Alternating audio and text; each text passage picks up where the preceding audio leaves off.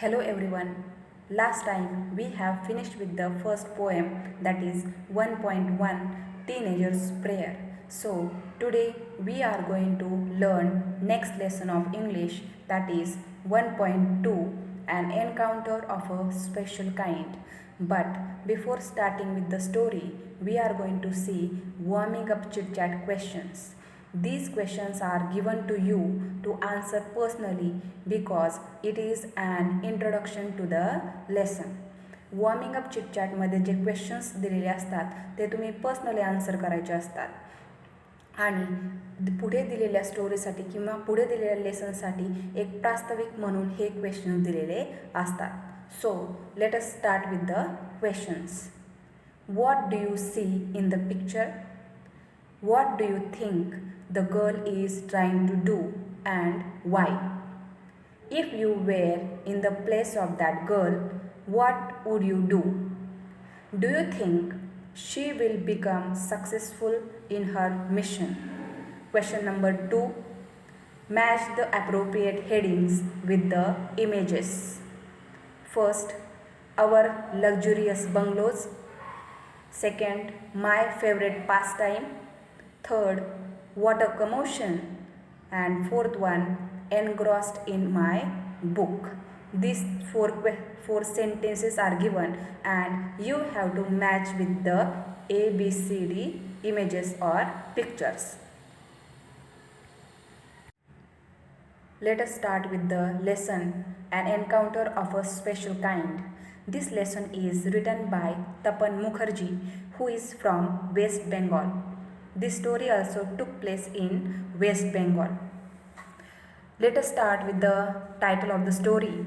The meaning of encounter means a sudden visit or incident. अचानक झालेली एक भेट किंवा प्रसंग. Introduction. Every one of us know that world's most beautiful relationship is a mother and a child.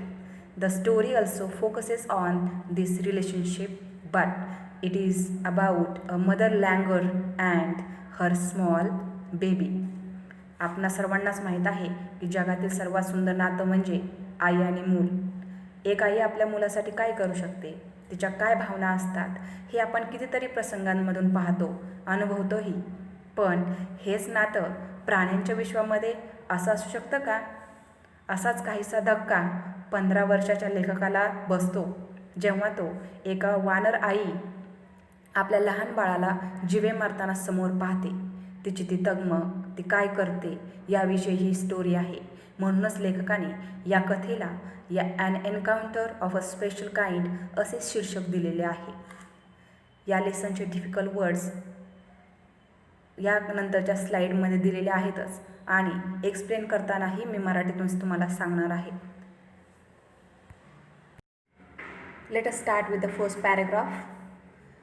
My father was a medical professional working for a private company in Raniganj in West Bengal. या पहिल्या 2 ओळींमध्ये लेखक आपल्या वडिलांविषयी सांगतात की त्यांचे वडील एक वैद्यकीय तज्ज्ञ होते आणि पश्चिम बंगालमधील राणीगंज येथे एका खाजगी कंपनीमध्ये काम करत होते. The officers of the company were housed in individual bungalows inside a large campus. आणि त्याच कंपनीमधील अधिकाऱ्यांसाठी भव्य अशा परिसरामध्ये स्वतंत्र असे बंगले दिले गेलेले होते. Our house was in the corner of the campus. आणि आमचं जे घर होतं ते त्या कॅम्पसमध्ये, त्या परिसरामध्ये एका कोपऱ्यामध्ये होतं. The officers club was adjacent to the boundary wall of our garden. त्या अधिकारी लोकांसाठी शनिवारी आणि रविवारी सुट्टीच्या दिवशी एकत्र येण्यासाठी एक क्लब हाऊस होतं आणि ते आमच्या बागेच्या कुंपणाच्या अगदी लगतच होतं. ॲडजसंट म्हणजे लगतच, जवळच. The compound was luxurious with green grass, colourful flowers and a host of tall majestic trees. या 3 ओळींमध्ये लेखकाने तिथल्या त्या कॅम्पसमधील कंपाऊंडमधील निसर्गाच्या सौंदर्याचं वर्णन केलेलं आहे. The compound was luxurious with green grass. आमचं जे कंपाऊंड होतं ते किंवा आमचा जो परिसर होता तो हिरव्यागार गवताने अगदी श्रीमंत होता. जिकडे तिकडे पाहावं तिकडे हिरव्या गवतच होतं. कलरफुल फ्लावर्स, रंगीबेरंगी अशी फुलंही होती. And a host of tall and majestic trees, हिरव्यागार गवताबरोबर आणि त्या सुंदर रंगीबेरंगी फुलांबरोबर उंच भव्य अशी झाडांचा समूहही होता. The seasonal vegetables in the kitchen gardens of the households and the magnificent trees constantly attracted squirrels. The seasonal vegetables in the kitchen gardens of the households म्हणजे माझ्या आईने किचनमध्ये लावलेली असेल छोटी छोटी झाडं असतील किंवा भाजी असेल, ती भाजी आणि बाहेरच्या परिसरामध्ये असलेली जी भव्य झाडं होती ती नेहमीच खारींना आकर्षित करत. And many species of birds, मग ही जी भव्य अशी झाडं होती किंवा किचनमधील छोटी छोटी झाडं असतील, भाज्या असतील, हे फक्त खारुताईंनाच नाही तर पक्ष्यांच्या कितीतरी प्रजातींना आकर्षित करत. स्पेसीस म्हणजे प्रजाती. A group of langurs had even made their den in an ashvattha tree nearby. Langurs means वानर अँड अस्वथा ट्री मीन्स पिंपळाचे झाड. आमच्या त्या परिसरामध्ये किंवा कॅम्पसमध्ये एक छान असं पिंपळाचं झाड होतं आणि त्या पिंपळाच्या झाडावरती मोठ्या वानरांच्या समूहाने आपलं घरटं केलेलं होतं. They had all become a part and parcel of our existence and daily life. Part and parcel म्हणजे अविभाज्य घटक, एक्झिस्टन्स म्हणजे अस्तित्व. आणि हे सगळं निसर्गाचं सौंदर्य असेल, वानर असेल, पक्षी असतील, हे जणू काही आमच्या जीवनाचा एक अविभाज्य घटकच बनला होता. आणि जीवनाचाच नव्हे तर जणू काही आमच्या अस्तित्वाचाच अविभाज्य घटक बनलेला होता. Second paragraph. या पॅरेग्राफमध्ये लेखक त्या दिवसाविषयी बोलत आहे ज्या दिवशी हा प्रसंग घडला आणि ते दिवस दुर्गोत्सवाच्या सुट्टीचे होते. A small incident on a Saturday afternoon left a profound effect on me. Profound म्हणजे मोठा किंवा मोठी. शनिवारी दुपारी घडलेल्या त्या छोट्याशा घटनेने लेखकाच्या मनावर फार मोठी छाप सोडली. Unfolded before my eyes a whole new dimension to the wonders of God's creation. Unfolded म्हणजे उलगडा करणे. अ होल न्यू डायमेन्शन म्हणजे पूर्णपणे नवीन दृष्टिकोन. वंडर्स म्हणजे आश्चर्य आणि क्रिएशन म्हणजे निर्मिती. आपल्या आजूबाजूला आपण पाहतो की निसर्गामध्ये देवाने एवढ्या सुंदर गोष्टी बनवलेल्या आहेत, जणू काय ते देवाने बनवलेलं एक आश्चर्यच आहे. Unfolded before my eyes a whole new dimension to the wonders of God's creation. देवाने आपल्या बाजूला बनवलेल्या या निसर्गातील आश्चर्यांकडे बघण्याचा एक नवीन दृष्टिकोनच मला त्या घटनेनं दिला. It was a few days into puja vacation. पूजेच्या किंवा दुर्गोत्सवाच्या सुट्ट्या लागून काही दिवसच झाले होते. It was a few days into the puja vacation. Just like for any other child. इतर मुलांप्रमाणेच the holidays provided an opportunity for me to become engrossed in various magazines and storybooks published specially for children in the festive season. मग इतर मुलांप्रमाणेच सुट्ट्यांमध्ये मी मात्र किंवा या सुट्ट्यांनी मला एक नवीन संधीच उपलब्ध करून दिली. ऑपॉर्च्युनिटी म्हणजे संधी. या सुट्ट्यांमध्ये मला जणू एक संधीच मिळाली. काय करण्याची? तर मॅगझिन्स म्हणजे मासिकं आणि स्टोरी बुक्स म्हणजे गोष्टी वाचण्याची. आणि अशा स्टोरी बुक्स किंवा मॅगझिन्स असतील हे फक्त लहान मुलांसाठी प्रकाशित केलेले असतात की त्यांनी सुट्टीच्या दिवसांमध्ये ते वाचावेत. Third paragraph.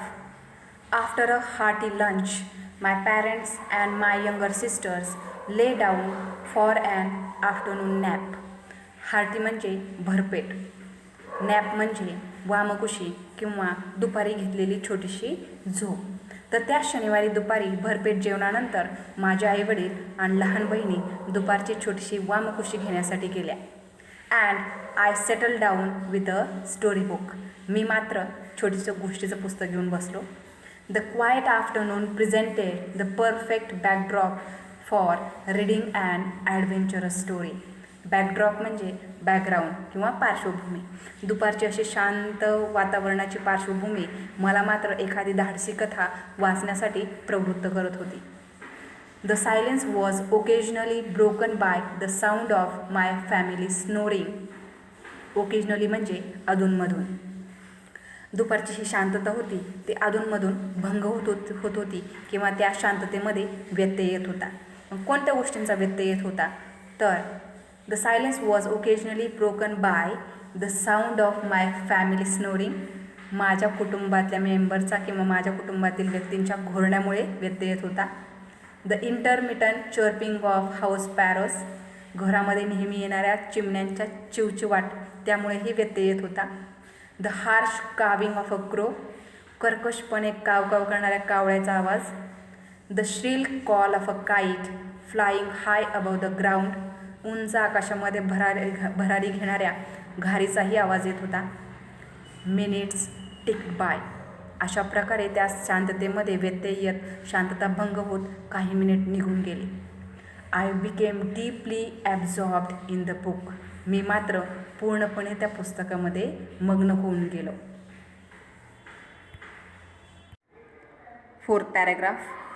Suddenly, I heard a group of street dogs barking furiously in the distance. असंच पुस्तक वाचताना अचानक मला चौकामध्ये खूप मोठ्या कुत्र्यांचा झुंड भुंकताना ऐकायला आला. I chose to ignore the commotion.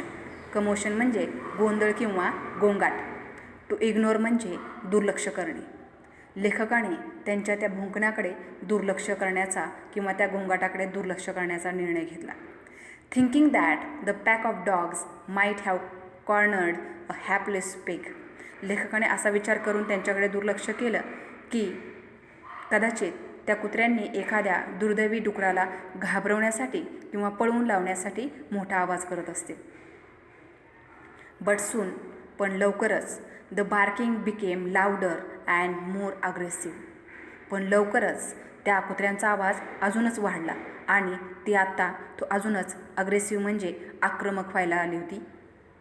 And the alarmed cawing of a flock of crows added to the cacophony. Cacophony आणि कमोशन या दोन्ही शब्दांचा अर्थ एकच आहे, गोंधळ किंवा गोंगाट. आता त्या कुत्र्यांच्या भोंकण्याच्या गोंधळामुळे किंवा गोंगाटामध्ये अजून काय ॲड झालं किंवा अजून कशाची भर पडली तर एक कावळ्यांचा थवा तोही मोठ्या मोठ्याने कावकाव करायला लागला. I also heard the disturbance approaching closer. आणि लेखकाने असं ऐकलं की जणू काय हा जो गोंधळ होता गोंगाट होता तो अजूनच जवळ आल्यासारखा वाटला किंवा जवळच घराच्या बाहेर चालल्यासारखा वाटला. Living curiosity got the better of me. माझी उत्सुकता, क्युरिओसिटी म्हणजे उत्सुकता, इगरनेस. माझी उत्सुकता एवढी वाढली की त्यांनी माझ्या मनावरती मात केली आणि लिव्हिंग द बुक असाईड, पुस्तक बाजूला ठेवून, I rush to the veranda to see what was going on. मी पटकन वरांड्यामध्ये पळालो काय चाललं हे पाहण्यासाठी.